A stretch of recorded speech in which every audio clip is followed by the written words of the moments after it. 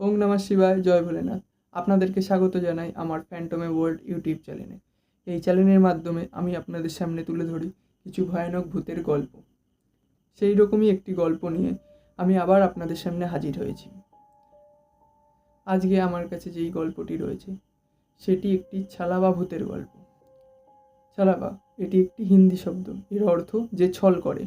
সে একটি জিনিস, কিন্তু আপনার সামনে সে উপস্থিত হবে অন্য একটি জিনিস হয়ে, আর সেটিকে দেখে আপনি বুঝতেও পারবেন না। একদম অবিকল সেই জিনিসটার মতোই সে প্রতিচ্ছবি নেয়।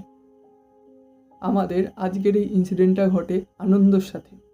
তখন ওই আনন্দ ক্লাস 10 কি 11-এ পড়ে। ছোটোবেলার থেকেই স্কুলে গরমের ছুটি পড়লে আনন্দ তার গ্রামের বাড়িতে ঘুরতে যেত। আনন্দর গ্রামটা বেশি একটা বড় ছিল না, ওই 30 থেকে 40টা মতো ফ্যামিলি ওই গ্রামে থাকতো। গ্রামটা ছিল একদম মাঝখানে, গ্রামের চারপাশে জঙ্গলে ঘেরা, আর এই জঙ্গলের বেশিরভাগটাই আম গাছ। বাচ্চাদের জন্য এটা একটা খুব ভালো ব্যাপার ছিল, কারণ আপনারা জানেনই আম গাছ বাচ্চাদের কতটা প্রিয়। বাচ্চারা সারাদিন আম গাছে উঠতো, মজা করতো এবং আম পেড়ে পেড়ে খেত। হ্যাঁ, আর মাঝে মাঝে এই বাচ্চাদের মধ্যে কম্পিটিশানও হতো। কি কম্পিটিশান? এরা নিজেদের মধ্যে কম্পিটিশান করতো কে কত আগে কত আম জমা করতে পারে। আর এটি একটি ভালো, বেশ মজার বিষয় ছিল বাচ্চাদের জন্য। আর গ্রামে আনন্দর একটা বন্ধু ছিল, জিৎ।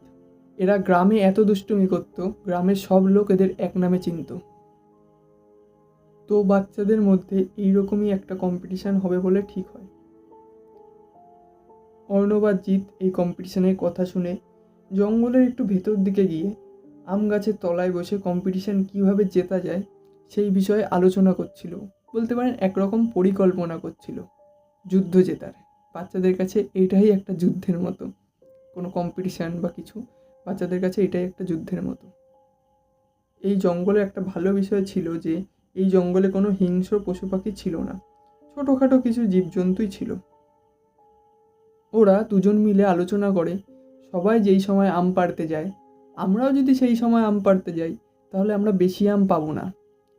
স্বাভাবিক, যদি সবাই থাকে তাহলে সবার মধ্যেই আম ভাগ হয়ে যাবে, ওরা হয়তো বেশি আম পাবে না সবার থেকে। তাই দুজন মিলে ঠিক করে ওরা এমন সময় যাবে যখন বেশি লোক থাকে না, বা কোনো লোক থাকে না বললেই চলে। কথা বলে ঠিক হলো ওরা ভোর 4টের সময় আসবে আম পাড়তে।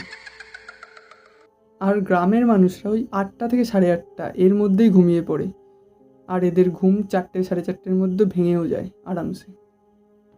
তো দুই বন্ধু এইটাই ঠিক করে ঘুমিয়ে পড়ে। আনন্দ তখন ঘুমাচ্ছিল। তো জিৎ সকাল সকাল চলে আসে, আনন্দকে ডাকে, মানে আনন্দকে ঝাঁকায়। আনন্দর ঘুম ভাঙে, আনন্দ চোখ খুলে দেখে জিৎ সামনে দাঁড়ানো। আনন্দ বলে, তুই চলে এসছিস? বাহ, দাঁড়া আমি উঠছি। জিৎ কোনো কথার উত্তর না দিয়ে শুধু বলে বাইরে গিয়ে দাঁড়িয়ে পড়ে। আনন্দ রেডি হয়ে হাতে টর্চ আর আম ভরার জন্য একটা ব্যাগ নিয়ে বাইরে আসে। এসে বলে, চল এইবার। দুইজনে হাঁটা শুরু করে।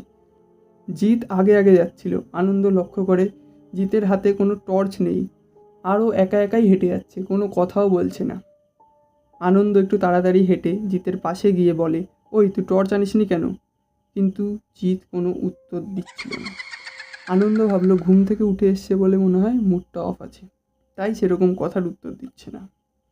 এই করতে করতে যেই গাছের কাছে ওদের আম কুড়াতে আসার কথা ছিল সেই গাছের সামনে চলে আসে।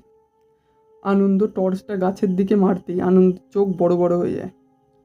আনন্দ দেখে গাছের তলায় প্রচুর আম পড়ে রয়েছে, এত আম রয়েছে যে এর আগে এত আম একসাথে কোনোদিনও চোখে দেখেনি এরা।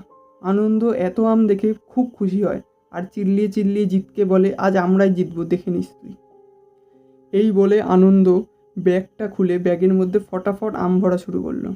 কিন্তু এইদিকে জিৎ শুধু আনন্দর আম কুড়ানো দেখছিল দাঁড়িয়ে দাঁড়িয়ে। জিৎকে হাত গুটিয়ে দাঁড়িয়ে থাকতে দেখে আনন্দ জিৎকে বলে, কিরে তুই চুপচাপ দাঁড়িয়ে রয়েছিস কেন? না তুই টর্চ এনেছিস, না তুই ব্যাগ এনেছিস, আর না আমাকে আম ভরতে সাহায্য করছিস। কি করতে এসছিস তুই? তোর এখনো ঘুম ভাঙেনি? আনন্দের এই কথা শুনে জিৎ গাছের সামনে আসলো। এসে গাছটাকে একবার দেখে ফটাফট গাছের উপর উঠে গেল। আনন্দ ভাবলো হয়তো গাছ থেকে আম পাড়বে বলে গাছে উঠেছে। কিরে তুই আবার গাছে উঠলি কেন রে? নিচে এত আম পড়ে রয়েছে, এইগুলো না নিয়ে তুই গাছে উঠেছে আম পাড়তে? নাম শিগগিরই। জিৎ এইবারও কোনো উত্তর দিল না। এই বলে আনন্দ আবার আম কুড়াতে শুরু করলো। কয়েক সেকেন্ড পর আনন্দর কি মনে হলো, আনন্দ গাছের উপর জিতের দিকে তাকালো, ও কি করছে দেখার জন্য। উপর দিকে তাকাতেই আনন্দর হাত পা ঠান্ডা হয়ে গেল। গাছের উপর জিত ছিল না, ওটা জিতের মতোই হাইটের একটা অন্য ছেলে গাছের উপর বসে রয়েছে। ছেলেটার মুখটা সাধারণ মানুষের থেকে প্রচুর বড়, চোখ দুটো ধপধপে সাদা, পাটা মাটি পর্যন্ত ঠেকে যাচ্ছে আর পাটা উল্টো দিকে ঘোরানো। এই দেখে আনন্দ কিছুক্ষণ ফ্রিজ হয়ে গেল। কিছুক্ষণ পর যখন আনন্দ হুঁশে আসলো, আনন্দ চিল্লাতে চিল্লাতে দৌড় লাগালো। আনন্দ দৌড়ে এসে থামলো জিতের বাড়ির সামনে। পিছনে তাকিয়ে দেখে পিছনে কেউ নেই। তখন জিতের বাড়িতে জিতের দাদা জেগে রয়েছে। হাঁপাতে হাঁপাতে জিতের দাদার কাছে গিয়ে বলে, জিতের কিছু একটা হয়ে গেছে, তুমি তাড়াতাড়ি চলো, ও ওই আম গাছে উঠে বসে রয়েছে, ওর চোখ পুরো সাদা হয়ে গেছে। আনন্দর এই হাঁপানি দেখে দাদা বলল, তুই একটু শ্বাস নে, জিতের কিচ্ছু হয়নি, জিত তো ঘরে ঘুমাচ্ছে। আর তুই এই রাত্রিবেলা আম বাগানে কী করছিলিস? এই শুনে আনন্দর তো পায়ের তলার দিয়ে মাটি সরে যায়। ও ফটাফট ঘরে গিয়ে দেখে সত্যিই জিত ঘুমাচ্ছে। আনন্দ এইসব কিছুই বুঝতে পারছিল না। হঠাৎ আনন্দের চোখ ঘড়ির দিকে পড়ে। এর মানে আনন্দ 4টের সময় যায়নি, 2টোর সময় গেছিল আম কুড়াতে। এই ঘটনার পর প্রায় 1 সপ্তাহ আনন্দের প্রচুর জ্বর ছিল।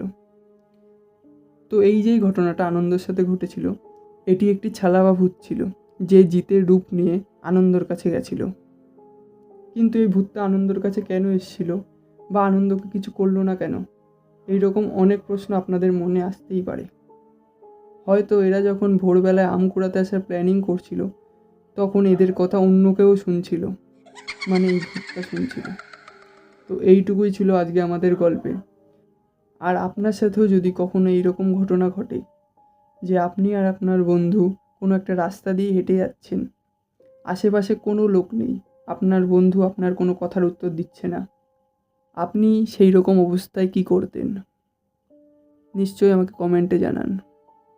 আজকে গল্পে এইটুকুই। আশা করছি আপনাদের গল্পটি ভালো লাগবে।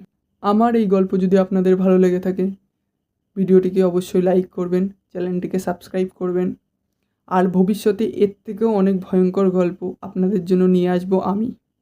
আর আপনাদের কাছেও যদি এইরকম কোনো গল্প থেকে থাকে, আপনারা আমাকে শেয়ার করতে পারেন আমার ইনস্টাগ্রাম আইডিতে বা আমার জিমেল অ্যাকাউন্টে, যেটি স্ক্রিনে শো করছে। টিল দেন, ভালো থাকবেন। হর হর মহাদেব।